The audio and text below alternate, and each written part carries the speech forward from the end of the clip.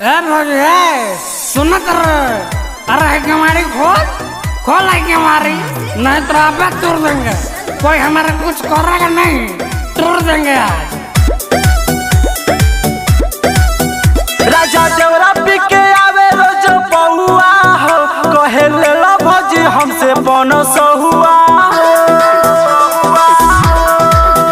राजा देवरा पी के आवे रोज बहुआ हो, कहे ले लो भौजी हमसे बनस हुआ हो। लागे कोही घाट रहे छतिए पे हाथ ना डेरा लागे मोली तोहर नौवा हो।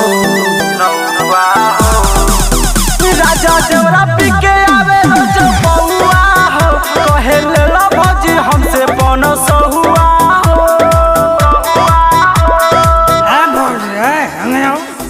आज मारेंगे पुट्ठा फरेंगे, बर्बाद कर देंगे। यहाँ आज 500 रुपया ले, अब तनी तेल लगाओ तो। सुनिए राजा यो कोई इज्जत ना बाजी, लागता वाला जो गया मोर नासी, लागता वाला जो गया मोर नासी।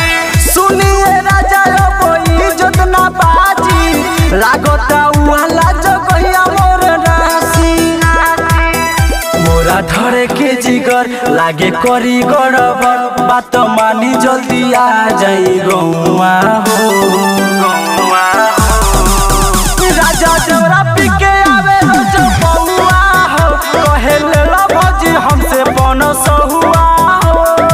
अरे भाजी आज फिर देंगे, फाड़ देंगे, बर्बाद कर देंगे। अब तुम्हारा मर्द का भी दर्द उखाड़ देंगे। हल्ले 500 तेल लगाओ, और तेल नहीं लगाएंगे तो तेरा भी दर्द उखाड़ देंगे।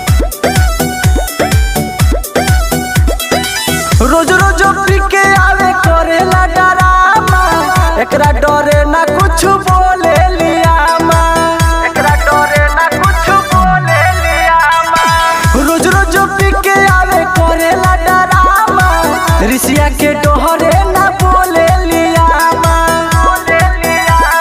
बिया बात सुन जनिया पन धुन, खोखा श्रीकांत पूछे रोज भौआ हो। राजा देवरा